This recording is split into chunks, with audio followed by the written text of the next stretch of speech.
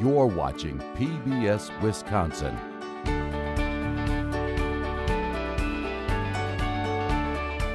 PBS Wisconsin shares Milwaukee PBS original programs Black Nouveau and Adelante. Join us as we explore and tell the stories of triumph and transformation in Black and Latinx history. Visit pbswisconsin.org/racial justice. I'm Frederica Freiberg. Join me for the Wisconsin gubernatorial debate. Incumbent Democrat Governor Tony Evers and Republican Tim Michels debating over important issues affecting Wisconsin. I'm included on a panel of journalists asking important questions on the issues you care about. After the debate, watch Here and Now for our 2022 election coverage. The Wisconsin gubernatorial debate and Here and Now starts Friday, October 14th at 7 p.m. on PBS Wisconsin.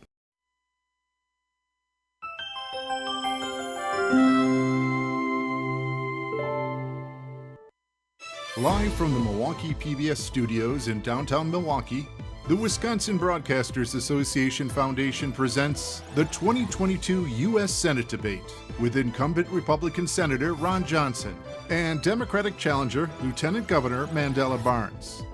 Now, here's Wisconsin Broadcasters Association President and CEO, Michelle Vetterkind. Good evening.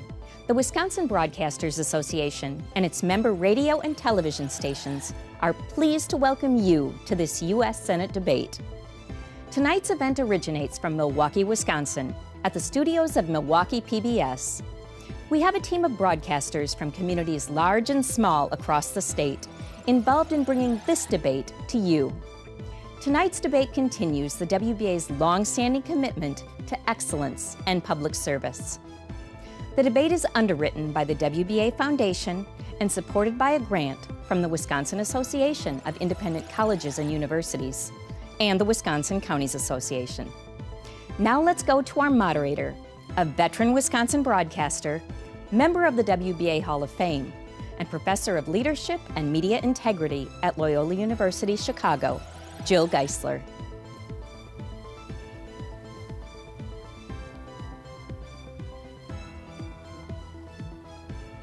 Good evening. On Tuesday, November 8th, Wisconsin voters will decide who will be their U.S. Senator for the next 6 years.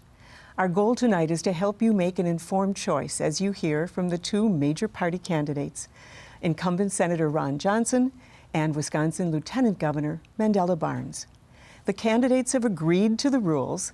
For each question, they will be told the length of time they have for responses, either 1 minute or 30 seconds. They and I can see countdown clocks. When they hit their time limit, I will advise them. If they continue, I'll note it and their microphone will cease to work.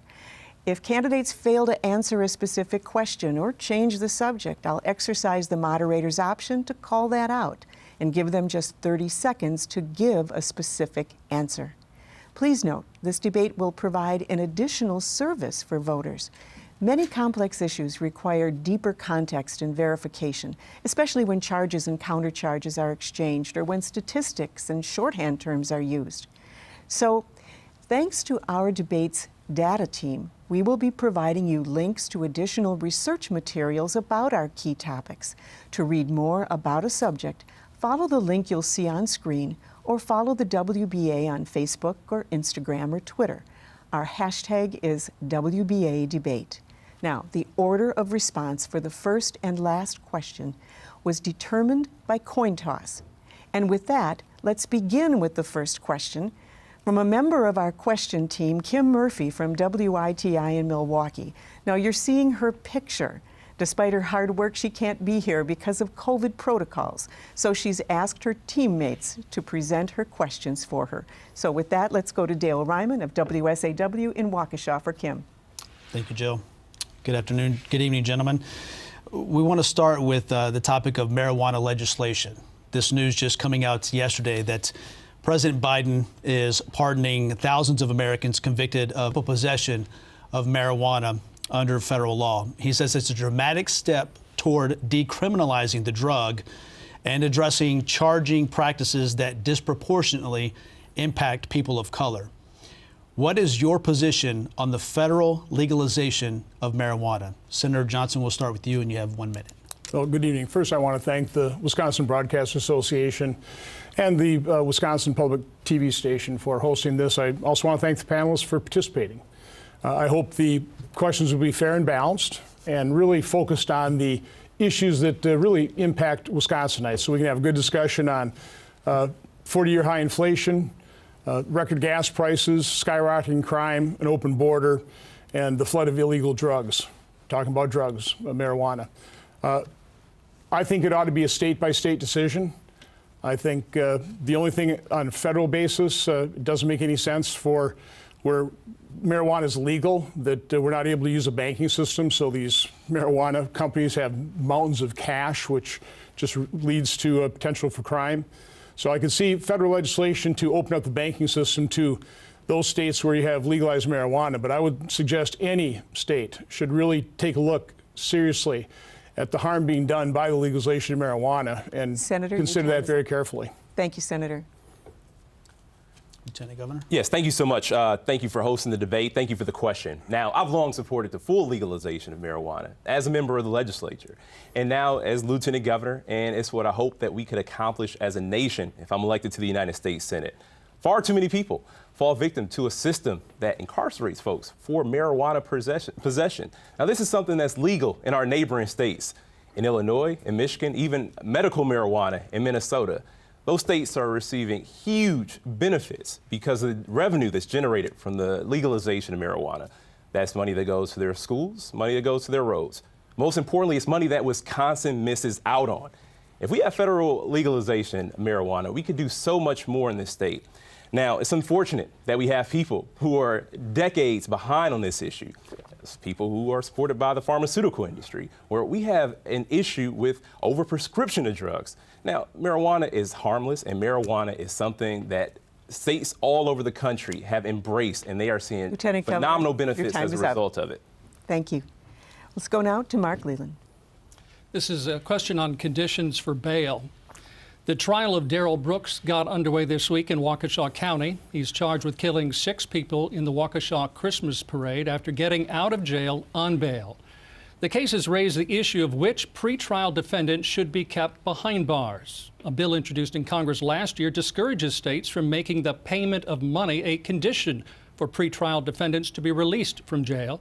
It details how defendants with access to money can buy their way out of jail while poorer defendants remain locked up. Would you agree that conditions for keeping a defendant locked up should be based on whether the defendant is a threat to public safety and or likely to fail to appear back in court, and not the ability to pay bail? Lieutenant Governor, we'll begin with you. You have 1 minute. Thank you so much, and I really appreciate this question because it has been sensationalized and it's also been mischaracterized. Now, I supported bail reform. Now, under my plan, dangerous people don't get to buy their way out of prison. Now, Senator Johnson may not have encountered a problem he couldn't buy his way out of, but that's not reality for the majority of people in this state. And what has come to light is how people have unfortunately used the Waukesha tragedy, even going so far as to use it in commercials, re-traumatizing families. Now, under my plan, the perpetrator wouldn't have been able to get out if he paid $1,000 or $100,000. This is about keeping people safe by making sure that those who are likely to offend and cause harm do not get to buy their way out of jail. That's the system that we have now. And this sort of reform that I support has been supported by Republicans all across the country as well. All right. Senator, you have 1 minute. We have a huge problem with skyrocketing crime. One of the issues is we're not keeping criminals in jail. And Lieutenant Governor, when he was in the legislature, wrote the bill to eliminate cash bail. That is one of the methods that we can use to make sure the dangerous criminals stay in jail. Lieutenant Governor and Governor, their goal as they entered their office was to reduce the prison population by 50%. They've already reduced it by about 15%, and they paroled about 884 criminals. You'd think they start with nonviolent. No. Only 11% were nonviolent, about 100 criminals. The other were violent criminals, including 44 child rapists, 270 criminals who primarily committed or at least attempted murder, and the murders were horrific. So if you want to reduce crime, first of all, you have to fully fund the police, and of course, my opponent is opposed to fully funding police budgets, but we need to keep criminals in jail. Senator. Thank you. Well, I'd like to. I'm sorry, time is up, and we're going to give you time at the end. If there is something that you feel has been misrepresented, you'll have time at the end in a final question. Fair enough. Thank you. Thank you. All right, let's go to Montse Ricosa of Telemundo, Wisconsin. Thank you. There's agreement on both sides of the aisle that something about our country's immigration system needs to change, but how is the sticking point, especially as it can affect employment rate in Wisconsin? By the year 2030, it's estimated that the working population in our state will shrink by 130,000 people if we don't have an increase in migration. Would you look at making a path to citizenship more accessible as a solution to our impending employment crisis? You'll have 1 minute. Senator Johnson, we'll start with you. Well, in order to have immigration reform, we had to first secure the border. And we, by and large, had it secured under the previous administration. We'd stopped the flow of unaccompanied children and family units exploiting our asylum laws. We'd actually even cut in half adult immigration until President Biden took office, and then the border was opened up. We are dealing with about 7,000 people per day being encountered, processed, and dispersed throughout America. It's about 3 million people. It's also opened up our border to the flow of deadly drugs. Illegal immigration is not good or humane for the immigrants. They are being abused by the human traffickers, about an $18 billion a year business. How do you think, for example, young women pay off their human trafficking fee? The human trafficking, the sex trafficking, that is an untold story, and unfortunately the news media is covering up for the Biden administration. Senator, I do have to exercise the moderator's option. The question was about immigration reform. So you have to first secure the border. And understand. Once you've done that, then we have to fix the asylum standard. Right now we have a very low standard of credible fear. All somebody has to do is step into the country, say they're afraid to go home, even though they don't even come close to qualifying for asylum. We let them in. We're so backlogged. That's why we have about 3 million people into this country since the Biden administration took office. That's completely out of control. All right. Lieutenant Governor? Well, thank you so much. Now, our immigration system is completely broken, and I fully support comprehensive immigration reform that creates a path to citizenship for our dreamers and for their families. What we're doing right now does not work. And I'll tell you, people all across the state of Wisconsin agree. It is unfortunate that we have a member of the United States Senate does not side with the majority of people in Wisconsin. Now, I've spent a lot of time talking to family farmers. They know that fixing our broken immigration system and creating that pathway to citizenship isn't just a humane thing to do, it's also good for our economy, as you mentioned. This is something we have to do. We can create a system that keeps our border safe, that treats people with dignity and respect, does not subject our children to the horrors of family separation. Now, the senator has had 12 years to do something about this. He even had a chance with a bipartisan infrastructure law because there was funding in there for border modernization, but the senator decided to play politics instead of doing the right thing. Thank you very much. Let's go to Ajay Bayatpour from WKOW in Madison. Gentlemen, this is a two-part question on the issue of Social Security. The Social Security Trust Fund is currently on pace to be underfunded by 2034. Senator Johnson, to address this concern, you have said you support making the program a discretionary one, meaning Congress could make changes to it in each budget cycle. Lieutenant Governor Barnes, you have said you oppose that. First, why should or should not Social Security be made discretionary? And beyond that, what specifically should Congress do to ensure the program remains fully funded? Lieutenant Governor Barnes, you'll go first. You each have 1 minute. Thank you so much. When I think about Social Security, I think about my grandparents, I think about my parents, I think about so many other retired Americans who paid into a system who deserve to retire with some dignity and respect.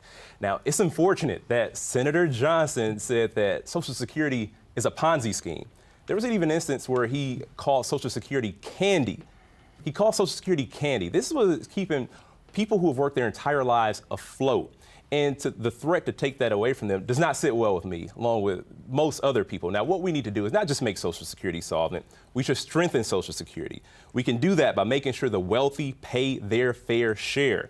We need to make sure that billionaires are paying more into this system. Now, the senator goes on about the deficit, but he had no problem blowing a $2 trillion hole into the deficit by passing the 2017 tax bill that gave $215 million in tax deductions to his biggest donors in a single year. And he wants to put Social Security and Medicare on the chopping block.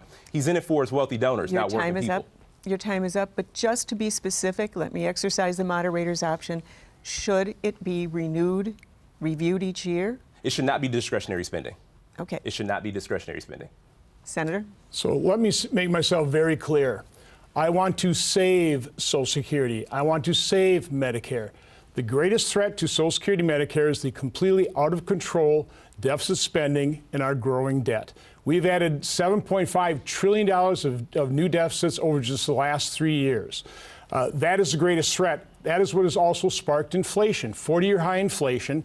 Do you realize that a dollar you held at the start of the Biden administration is only worth 88.3 cents? If you were a senior, fortunate enough to have a little nest egg, let's say $100,000 for ease of calculation, that $100,000 that you had at the start of the Biden administration is only worth $88,300 because of the out-of-control deficit spending. What I've been saying is we should be looking at all spending so we can prioritize, and Social Security, Medicare would be at the top of the priority list. I've never, ever said I would cut it or put it in the chopping block. That is a false attack. Called it a Ponzi scheme and called it candy.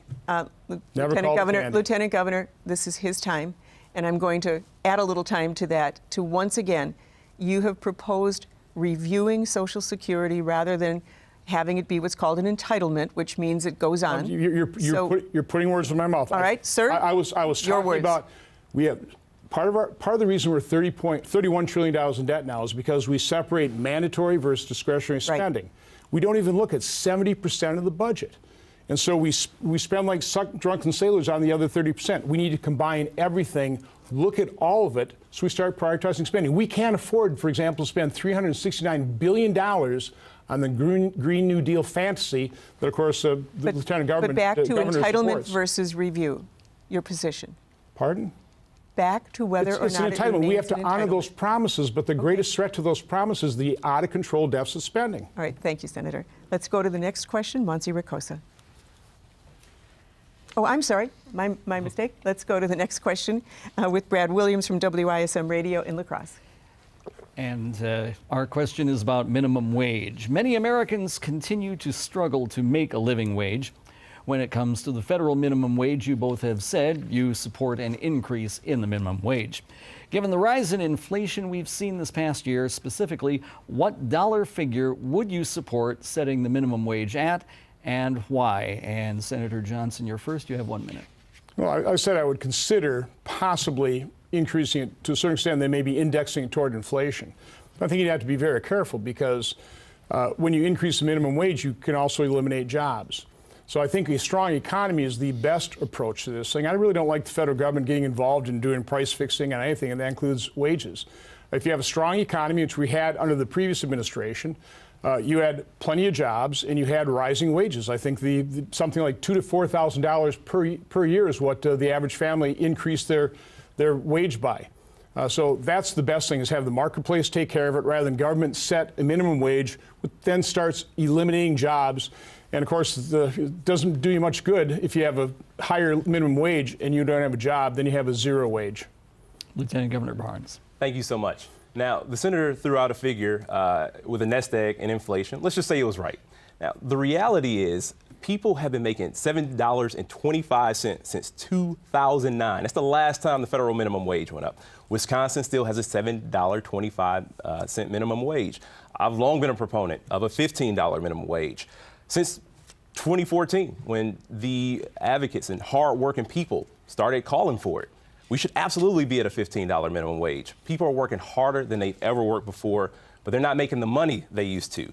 Now, if Senator Johnson's serious about addressing inflation, we have to make sure that people can actually keep up with their bills. There's no reason that people who work full time should struggle to pay the bills. But that is the reality right now. And it will continue to be the reality if we have people in office who are only going to prioritize the richest people in this country and leave hard-working people behind. All right, let's go to the next question to Monsi Ricosa of Telemundo. I'm going to ask a series of questions on abortion. Let's start with the most general one. Here in Wisconsin, since the overturning of Roe v. Wade, we are governed by an 1849 law that bans all abortions except in the life of a mother. Polls say over 60% of Wisconsin residents oppose the overturning of Roe. Lieutenant Governor Barnes, you have said you disagree with overturning Roe v. Wade. Senator Johnson, one of your ideas is to allow citizens to vote at a state level, but just this week, the Wisconsin legislature gavelled in and gavelled out, rejecting the opportunity to allow such votes. So let's talk specifically about what you would do at the national level regarding abortion. Lieutenant Governor Barnes, you have 1 minute. Thank you so much. Well, I'm an only child, but I'm not my mother's only pregnancy. Before I was born, my mother had a complicated pregnancy, and she had an abortion. She shared her story because she wanted others to know that they aren't alone and that it was her decision to make, not some politicians. And every woman should be able to make that decision. And doctors shouldn't have to live under the threat of being criminalized for helping women through their most difficult decisions. Now, the senator called the overturning of Roe versus Wade a victory. He celebrated the Dobbs decision. And he said that if women don't like the laws of their state, like the 1849 criminal abortion ban we have here, he said they can move. I can't think of a more callous, out of touch, or extreme position to take. If I were in the U.S. Senate, I would absolutely vote to codify Roe versus Wade to protect the right to an abortion and the right to choose into law once and for all to protect women's rights. Thank you. Senator Johnson. Well, as Justice Alito said, this is a profound moral issue. And it shouldn't be decided by 9 justices, not 535 members of Congress, and quite honestly, not even 132 members of the Wisconsin State Legislature.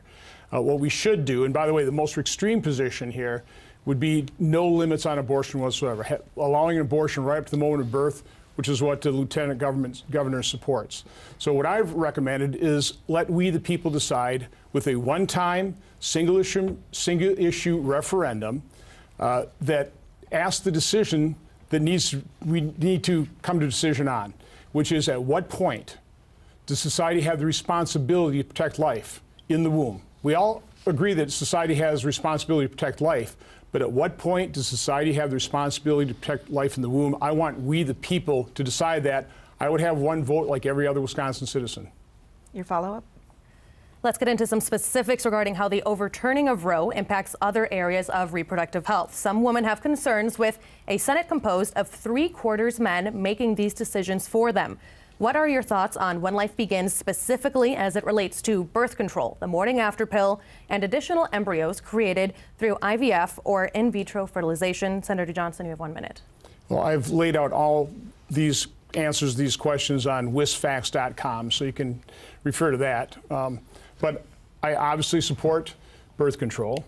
I support in vitro fertilization. My daughter had 2 children through gestational surrogacy. So I support all those things. I would never, ever consider charging a woman who had an unplanned pregnancy. But I lay it all out there on wisfacts.com. I've been very transparent about this. This has been a divisive issue for 50 years. Because 9 justices made a decision for all of us, and it didn't solve the problem. So the best thing, and that's why I support overturning Roe v. Wade, is to turn it back to the states where we the people can make that decision. And again, the question that has to be answered is at what point does society have the responsibility to protect life? It's just that simple. And I've actually laid out a sample referendum ballot, and you can also find that at wisfacts.com. Okay. Lieutenant Governor Barnes. Well, the senator knows very well that the referendum won't happen with the legislature we have now. This is him trying to run away from his dangerous, out of touch, and extreme position. And when you take a position like that, there's so much that you don't always see. Let's talk about Texas as an example. There's a woman who had to be hooked up to a breathing machine because she had complications with her pregnancy and could not get an abortion. A 10-year-old girl in Ohio was raped and had to cross state lines to get an abortion. That's Ron Johnson's America.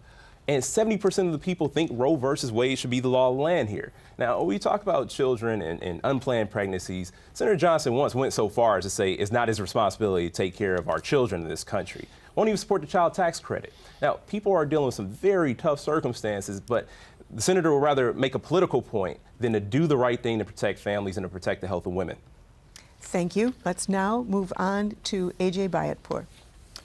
We are here, of course, in the city of Milwaukee, which is on pace for a 3rd consecutive year to set a record number of homicides in a single year. The city of Milwaukee currently gives more money to its police department than any other city agency. What is the role of Congress in addressing such violent surges in American cities, if such a role should exist? For each of you, what are 3 specific actions Congress should take, if any, to address violence? Lieutenant Governor Barnes, you go first. You'll each have 1 minute. Thank you so much. I can't speak for anybody else, but I know the pain of losing a loved one to gun violence. Have experienced that actually more times than I care to count. Lost my first friend in high school and several others after. Now, I know it doesn't have to be this way because it wasn't always this way. When my granddad moved to Milwaukee after World War II, he got a job as a union steel worker in a safe city. But when factories started to close their doors, we saw a decline in opportunity, but unfortunately, we also saw a rise in crime and in violence. Now, what we need to do is make sure that communities have the resources they need to prevent crime from happening in the first place. That means fully funding our schools. It also means making sure that there are good paying jobs in communities.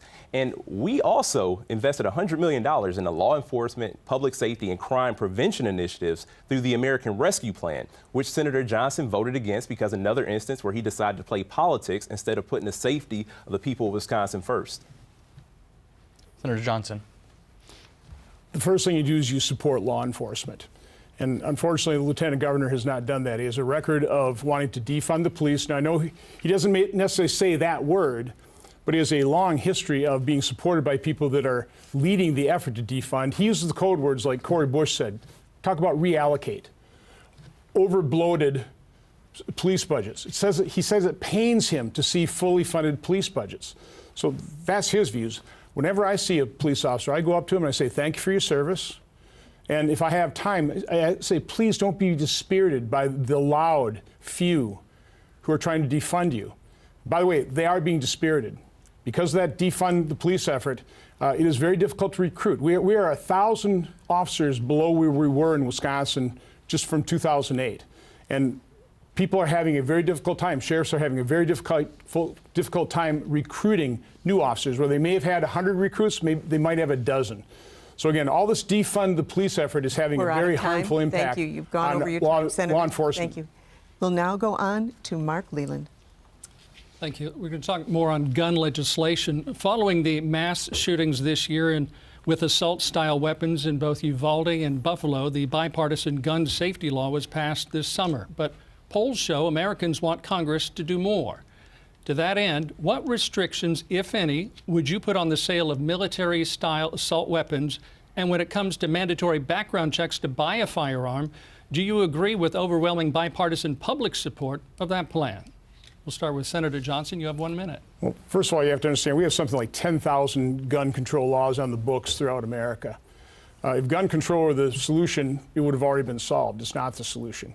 If we want to cut down on crime, the overall macro issue is we need to renew faith, strengthen families, have more supportive communities. Another gun control law just isn't going to work. But as long as we have them, I would suggest maybe enforcing them. There was something like 112,000 failed background checks in the year 2017. There were 12 prosecutions. So before you pass any new gun control laws, why don't you try enforcing the ones on the books? And then why don't we take a look at what's happening within our society that is causing all of this violence? Lieutenant Governor? Thank you so much. And as I mentioned before, I have dealt with this too much. And that's why I've spent my entire career working to make communities safer. Now, an overwhelming majority of people in the state, as you mentioned, support background checks. People don't think that domestic abusers should be able to get a handgun. And neither do I. And unfortunately, Senator Johnson doesn't agree. The ATF doesn't even have searchable databases right now because of the laws on the books. And the senator on the last question did mention, police officers. Now, with that being said, I'm sure he didn't have the same interaction with the 140 officers that were injured during the January 6th insurrection. One officer was stabbed with a metal stake, another crushed between a revolving door, another hit in the head with a fire extinguisher. So when we talk about respect for law enforcement, let's talk about the 140 officers that he left behind because of an insurrection that he supported. Now, with that being said, there's so much more we need to do to keep guns out of the hand of violent criminals. Lieutenant Governor, just once again, for specifics, the questions were about background checks? Oh, I absolutely support background checks. I support it as legislator, support it now as lieutenant governor. And we need senators who support background checks. We need senators who aren't bought and paid for by the gun lobby. Senator Johnson received $1.2 million from the gun lobby. That's why he can't be trusted. That's why he's going to make up every excuse about why we can't do anything. He was elected to do a job. This is what he's supposed to do, help keep us safe, but he refuses to because the gun lobby is propping him up. We're at time. Thank you. All right, let's move on now. We're going to take another question. This one is from Kim Murphy, who can't be with us tonight because of COVID protocols, but it's going to be asked on her behalf by Dale Ryman. Thank you, Joe. I want to talk about the Electoral College reform After the January 6th assault on the Capitol, the effort to present a false slate of electors from 7 states, including Wisconsin, a bipartisan group of 32 senators has proposed the Electoral Count Reform Act. The key provisions include identifying a single conclusive slate of electors, affirming the role of the vice president, raising the objection threshold, and protecting each state's popular vote. Lieutenant Governor, we will go to you first for 1 minute. Do you support this bill? Well, we all saw what happened on January 6th. We also saw every conspiracy theory peddled. We saw the senator attempt to send fake electors to the vice president. His involvement lasted a matter of seconds. That matter of seconds ended up with a whole day assault on the Capitol. They threatened to hang the vice president. Now, we have to do as much as we can to protect our democracy. The very first plan my campaign put out was a democracy and accountability agenda. Now, the senator doesn't seem to like a democracy because it has not been working out for him.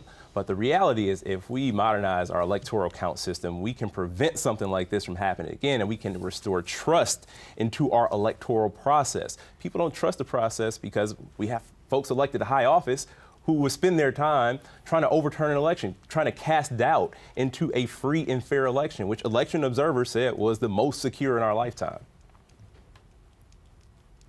Senator Johnson? I would support that piece of legislation. I do want to remind everybody that when I got back to my office on January 6th, because I was not impacted by what was happening at the Capitol, I didn't know what was happening until I turned on the TV. I immediately and forcefully and have repeatedly condemned it and condemned it strongly. But I've also condemned the 570 riots that occurred during the summer. So many people ignore those. The Lieutenant Governor has made excuses for those rioters, say, well, what do you expect? They're frustrated. If you want to talk about rioting, we should take a look at what happened in Kenosha. The day after the first night of rioting, when the used car lot was set on fire, instead of trying to calm things down, the Lieutenant Governor gave a press conference and he said it felt like a vendetta was carried out against one of our community members. He incited the riot. He and the governor didn't provide the manpower to stop the riots. So if you're going to focus on a riot, why don't we focus on 570 riots, 2,000 police officers injured? Your time is up. Dale, you have a follow-up. Yes. Last month, I had a chance to interview former Vice President Mike Pence when he was visiting Wausau.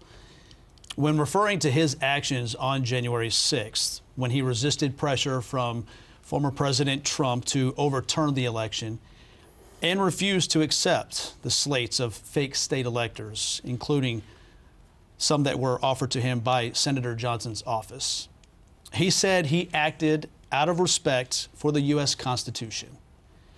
We'd like for you both to go on the record. Did the former vice president do the right thing?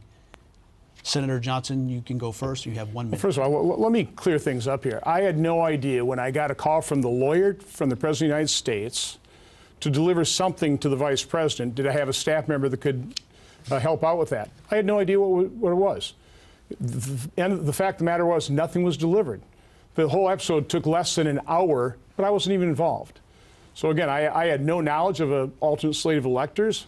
I voted to confirm, not to disallow any of President Biden's electors. So from my standpoint, this is a non-issue, but I know it's being blown out because everyone wants to focus on January 6th when we also ought to be looking at the violence that occurred in 570 riots. Again, 2,000 law enforcement officers injured in those riots. A couple dozen people lost their lives, including 2 in Kenosha, because the Lieutenant Governor and the Governor Evers didn't provide the type of manpower to quell those riots. About $1 to $2 billion worth of property damage. Why don't we focus a little bit on 570 riots as well? Senator Johnson, your time is up. But again, the question was, did Mike Pence do the right thing on January 6th? Yes. President Biden is now President of the United States. Well, I will say that to push back, the Republican sheriff of Kenosha said that the governor answered every call and gave all the resources that they requested. So let's clear that up. And he may not have noticed that an insurrection was happening because he called those people patriots. He called them tourists. these are the folks that he supported. This is an act that he supported. And he can make whatever comparisons he wants to. But the reality is this was an attempted overthrow of the government by trying to overturn a free and fair election. So the answer is yes. The vice president did do the right thing. All right, let's go to the next question, and that goes to Brad Williams. We'll turn to the issue of safe water. From Racine to Wausau to Rhinelander, people are concerned about the safety of their drinking water because the water contains excessive levels of man-made and industrial chemicals called PFAS, which have been linked to illnesses and conditions including cancer and infertility. For example, hundreds of families on French Island in the La Crosse area have been supplied with bottled water for the past year because of high levels of PFAS in their well water. The cost of supplying clean water has been shifted to families and local governments. What should Congress do to provide financial relief to towns and families affected by this pollution? This question first goes to Lieutenant Governor Barnes. You have 1 minute. Well, thank you so much. Clean water, safe drinking water, it's an issue in so many parts of the state, and it's one of the unfortunate realities that actually brings people together. This is something we should all come to expect in the most civilized, the most wealthy nation on the entire planet, but it's not the reality. And this is a freshwater state. We got Lake Michigan to the east, Superior to the north, the Mississippi River to the west. And I have spent my time in the office of Lieutenant Governor working on clean water issues. In fact, 2019, the governor declared it the year of clean drinking water. Now, we've issued a number of grants, but we need help and support from the federal government. We should also talk about lead lateral lines in cities across Wisconsin as well, which the bipartisan infrastructure law went to go fund. Now, this is another instance that the senator voted against the interests of people. He voted against our health and safety, whether it's PFAS contamination or lead contamination. Lieutenant Governor, once again, more specifically, what, if anything, do you think needs to be done at the federal level? My apologies. We do have a responsibility. The federal government absolutely has a responsibility to fund the initiatives that would make sure that every community has access to clean and safe drinking water. And also, we have a responsibility to make sure that polluters are held accountable. Senator Johnson. Well, I'd suggest that the EPA, rather than focus on CO2, focus on these pollutants that really are harmful. And for example, rather than spend $369 billion, which is what is going to be spent or allocated based on the Inflation Reduction Act, which is a very Orwellian named bill because it won't reduce inflation, it'll probably further enhance it. We ought to take that $369 billion, a portion of that, and we can allocate that toward addressing real pollution, which is what PFAS is. All right, let's go to the next question, and that will go to Monse Ricosa. I'd like to talk about the Respect for Marriage Act. When Roe v. Wade was overturned, Justice Clarence Thomas referred to other decisions, which would include gay marriage and interracial marriage, as potentially overturned, or had the potential to be overturned. In response to that, Senator Baldwin and Collins have proposed bipartisan legislation called the Respect for Marriage Act, which makes it the law of the land and protects it from being overturned. How would you vote, Senator Johnson? So first of all, I've always supported civil unions. When the Supreme Court ruled a different way and ruled for gay marriage, I thought, okay, there's an issue. It's been settled. Let's move on. We have a lot of other problems we have to deal with. That Supreme Court decision will never be overturned. This is another scare tactic by the left. I know Justice Thomas kind of opened up the door, but this is where stare decisis is very powerful, where you're not going to disrupt millions of lives. I don't want millions of lives disrupted. But there's another element to this thing. Certainly the way the law is written right now, it threatens religious liberty. So before I would ever consider voting for that bill, I would want to see very strong protections for religious liberty. We've seen what happened after the Obergefell decision. You had people starting to sue, for example, bakers. One in the Supreme Court, but they're right back after harassing that guy again. So I would need very strong religious liberty protections. Thank you, Senator. Lieutenant Governor Barnes? Thank you so much. We're talking about a civil right. We're talking about the right for a person to marry who they love. Normally, this would be a no-brainer. This is something I've supported as a member of the legislature, and it's something I would be proud to support as a member of the United States Senate. Now, he said that the Supreme Court decision won't be overturned. A lot of people thought that Roe wouldn't be overturned, but look at us now. we're in a position where we are losing rights. People are having fewer rights than they had 50 years ago. That's exactly what's on the line with this election. We need people who are going to fight for our fundamental freedoms. To be able to marry who you love, again, that should be a no-brainer. It's a shame that we're in this place right now having this same old tired argument, but here we are. We need people who are going to fight to make sure you can love who you love and also make your own healthcare decisions without interference from politicians. Okay, our next question once again is coming from Kim Murphy, but it's going to be addressed by Mark Leland. Thank you. Kim's question is on climate change. The death toll from Hurricane Ian is at least 120 people now. The storm made landfall as a devastating Category 4. Scientists say the historic storm was fueled by warm waters, and those warmer waters are a direct effect on climate change. What would be 3 specific solutions you believe in for addressing climate change? Lieutenant Governor Barnes, we'll begin with you. You have 1 minute. Well, the climate crisis is already here. It's impacting places all over the country, all over the globe, Wisconsin specifically. I've had a chance to visit our family farmers who have had to deal with the impacts of devastation from these 100, 500-year storms that are happening more regularly, flooding events, historic flooding events that are wiping out rural infrastructure, and also the impact on cities with urban heat islands. Now, the senator just a couple questions ago, said that CO2 is not harmful. He's gone so far as to call climate change BS. These are people's lives we're talking about. This is our future that we're talking about. What we need to do is reduce carbon emissions. What we also need to do is move towards a clean energy economy and make sure Wisconsin is in the driver's seat. 80% of the world's solar panels built in China. We could be building those right here in Wisconsin, charting the path to a clean energy future. And we also can make sure that our family farmers have the support that they need with regenerative agriculture so that the industry can continue to thrive. It's the senator's turn. So the climate has always changed, always will change, so I don't deny climate change. The question is, can you really do anything about it? When China, when India, they're going to be burning fossil fuels, America's going to have to burn fossil fuels.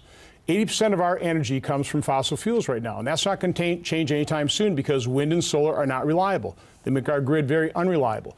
The reason you're paying now more than $4 a gallon at the pump is because of the Democrats' war on fossil fuels. Again, it's this green energy in terms of converting over to electric vehicles. We don't have the rare earth minerals. We can't build the batteries. One of the things we're seeing down in Florida is those electric vehicles are starting on fire. They're exploding. So there are a lot of problems here. So we have to focus on how we use fossil fuels responsibly. We simply can't be afford spending hundreds of billions of dollars trying to solve a problem that's not solvable. Thank you. You have both been so efficient in your responses that we've been able to continue with 1-minute answers for you. So we'll continue on that path for a while without cutting you to 30. So with that, let us go to A.J. Bayatpour. The White House's student loan debt forgiveness plan is widely supported by young Americans. However, many other voters believe it is unfair. Do you think it is fair or not to forgive up to $20,000 in student loan debt? You each have 1 minute. Senator Johnson, you'll go first. I think it's grossly unfair. And I think people who never went to college or people that scrimped and saved and sacrificed and paid off their student loan are not particularly happy that a group of people who voluntarily entered into a loan agreement now get that. It's really not forgiven. It's just transferred onto the back of other Americans. By the way, ever since the federal government took over the student loan program, those student loans have exploded, as has the cost of college. Since the 1960s, when we started keeping track of this, the cost of college has increased at 2.7 times the rate of inflation, largely because we're throwing so much money into it. I mean, what is so different about what colleges and universities spend their money on than the rest of society? What's different is the federal government has fueled that rise in college costs. So we ought to focus on that. But no, this is grotesquely unfair for people who never went to college or paid off their student loans. Lieutenant Governor. Thank you so much. I actually got a family member, Dennis. Hope he doesn't mind me using his name, but he didn't see college as four-year college as his path in life. He went to the trades. He became an electrician. He's making a great living right now. And it's important for us to think about the other paths people choose in life. Now, the deeper problem is that college is absolutely unaffordable. costs continue to rise. We can go back to one of the older questions about the minimum wage. Costs continue to rise, especially with college. And we're talking about people who make minimum wage in many cases to support support themselves during their time in college. So, of course, we should forgive some student loan debt, but we also need to make it easier for people in vocational education, also people in technical education, so that they can have the opportunity to get ahead and we can actually rebuild the middle class. Now, Senator Johnson has been against every form of government support for students in college. If you have a federal student loan debt right now, Senator Johnson did not want you to have it. So just specifically, the question was about, was it fair? People are being saddled with student loan debt, burdened with student loan debt, cannot fully participate in the economy. My generation is the first that's slated to be worse off than the generation before us. That is a travesty. It is a shame that many people in my generation have fewer opportunities than my granddad had after he came back from World War II. So absolutely it's fair that people get some student loan relief. All right, we go to Mark Leland.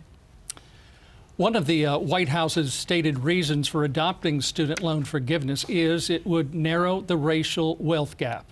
Just yesterday, a federal judge in Green Bay dismissed a lawsuit brought by the Wisconsin Institute for Law and Liberty. The lawsuit argued the White House plan had an improper racial motive. The group plans to appeal.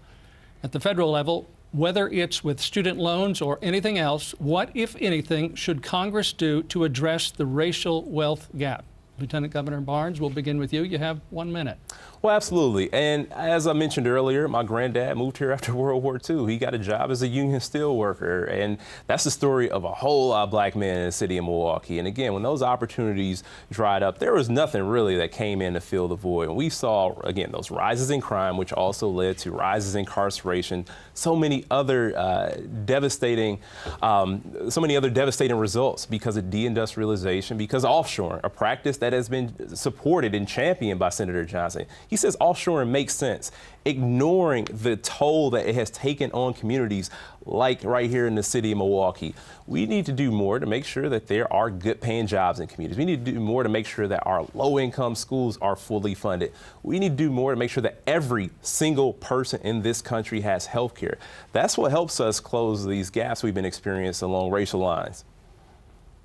All right, I am told by the official timekeepers that we can now move to 30-second questions. Senator Johnson has Senator Johnson, my apologies. I think you're aware of my JILSA project.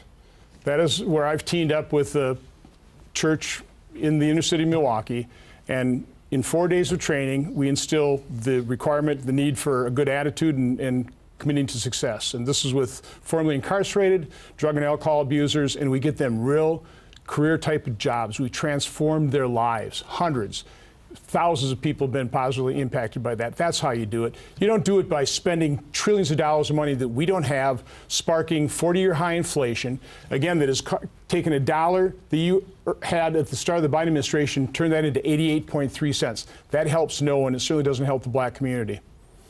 Thank you.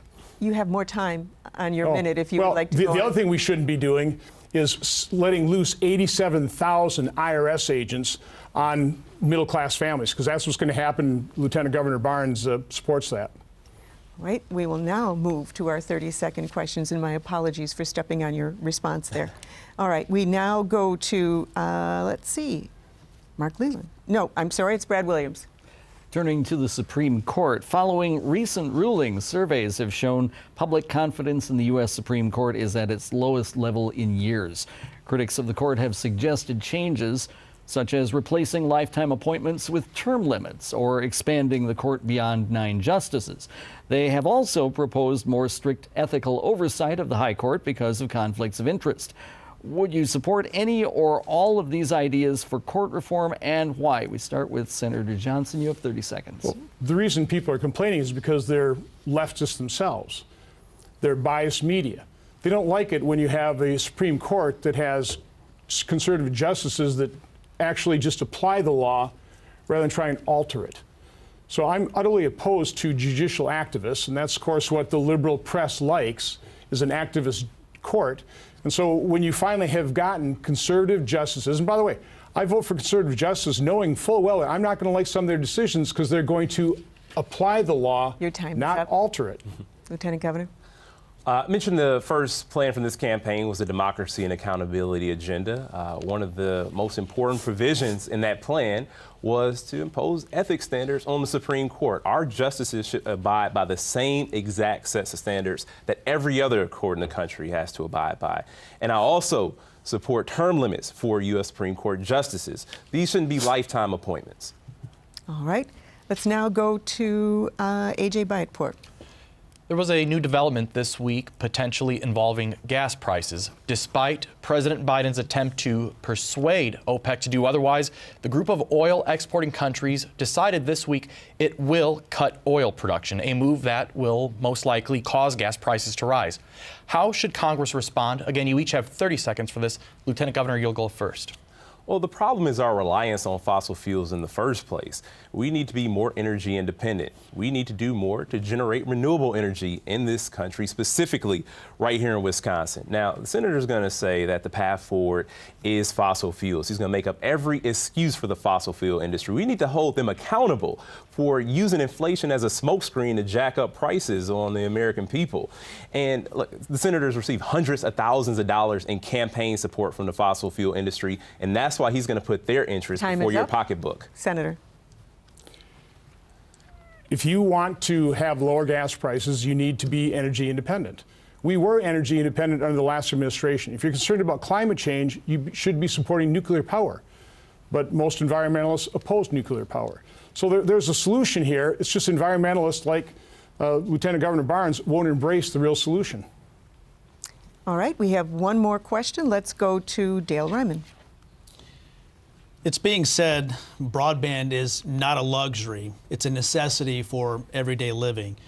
The pandemic really showed us how important broadband is, in particular with online learning and telehealth. Wisconsin ranks 33rd in the country in Broadband Now's annual rankings of internet coverage, speed, and availability. How will you advocate for Wisconsinites on Capitol Hill to continue to close that digital divide? Senator Johnson, we'll start with you first, and you have 30 seconds. So I have a pretty strong record here. I've supported the Connect America Fund, and that allocated hundreds of millions of dollars here.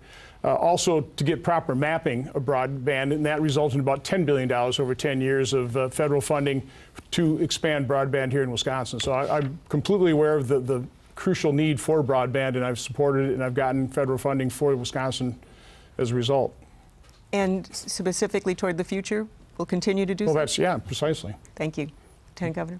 Well, I'm proud to say that our administration has invested historic sums of money into broadband expansion. I've held a number of broadband roundtables across the state, and we all hear the heartbreaking stories of students having to go to a fast food restaurant parking lot just to get connected during the pandemic. I've heard stories of people outside of Wausau who had to actually go to a funeral home because that's who had the best Wi-Fi. Now, one of the best opportunities to expand broadband in this state has been the bipartisan infrastructure bill, another bipartisan piece of legislation that Senator Johnson voted against because he wanted to put politics first. Is up. And we are at our last question, which we promised you would give you a chance to perhaps clear up some misconceptions. Dale? Gentlemen, so during this debate or in campaign ads, you have heard things said about you that you believe are just plain wrong. In this last question, we want to give you the floor to set things straight. What's been said about you that you really want to knock down? Senator Johnson, you can go first, and you have 1 minute. Well, I'm very proud of my record as your U.S. Senator. One of the more grotesque distortions, in addition to the fact that I actually want to save Social Security, is the fact that I got a tax cut only for myself and a couple supporters. No, it's because of me. 95% of American businesses got a tax cut so they can compete with the big guys and survive the pandemic. That was 20 million tax filers. So I'm proud of my record in terms of tax reform. Again, allowing people to compete with the big C Corps as well as survive the pandemic. But my right to try legislation, that is saving people's lives. My Joseph Project is transforming lives. And my background, my experience, 40 years of working in the private sector. I'm not sure what the Lieutenant Governor has ever done in terms of a job in the private sector. I know his mom's a teacher, his dad worked third shift. I also work third shift. So I know exactly what it's like to work in a factory. I know what it's like to work shift work. I know what it's like to create jobs because I've created them. I don't believe he has. Thank you, Senator. Lieutenant Governor. Well, actually, embrace one of the characterizations in one of the ads that they put out, either Senator Johnson or one of his allies. It ends by saying, Mandela Barnes, different. I embrace that because we don't have enough working class people in the United States Senate. The Senate is broken. Senator Johnson is one of the worst parts of a broken system, a person who has been in it for himself and his wealthy donors. Sure, if you're a multimillionaire, he'll look out for you. But if you're a working class person, it might not be so easy. That's the unfortunate reality. People are continuing to be left behind, and that's exactly why I'm running right now. Our lives and our livelihoods are on the line at this very moment. Our seniors have to live with the threat of Social Security and Medicare being cut. Working people have to live under the threat of their jobs being shipped overseas. Women have to live with the threat of their most personal decisions being interrupted by politicians. That's what's on the line right now. But I believe better is possible. I believe hard work can pay off, and we can give everyone a fair shot at the American dream. We'd like to thank both of you, and we'd also like to thank the teams that have helped us tonight. So we're going to thank AJ Bayatpour, Mark Leland, Kim Murphy, who we wish could have been with us, Monse Ricosa, Dale Ryman, Brad Williams, and our data team who's been working behind the scenes to give you information so you can read more about it on the WBA's debate website and our social media accounts. And to find those, obviously, you can look them up, use the hashtag WBAdebate. And that data team, by the way, is Emily Davies, Scotty Lee Myers, and Michelle Bike, and all of their stations that have contributed their time to this effort. We'd also like to thank Wisconsin Public Broadcasting here in Milwaukee for hosting us. And now, let us go to WBA President and CEO, Michelle Vetterkind. Thank you for joining us for tonight's debate, an opportunity for Wisconsin citizens to hear from the leading U.S. Senate candidates. This debate has been sponsored by our WBA Foundation through a grant from the Wisconsin Association of Independent Colleges and Universities and the Wisconsin Counties Association. Our sincere thanks to the Wisconsin radio and TV stations who work together to produce and air this broadcast, to the candidates, our moderator, our panelists, and our data team. As always, WBA member stations will be on duty to bring you election results. Election Day is Tuesday, November 8th. Exercise your right as an American and vote.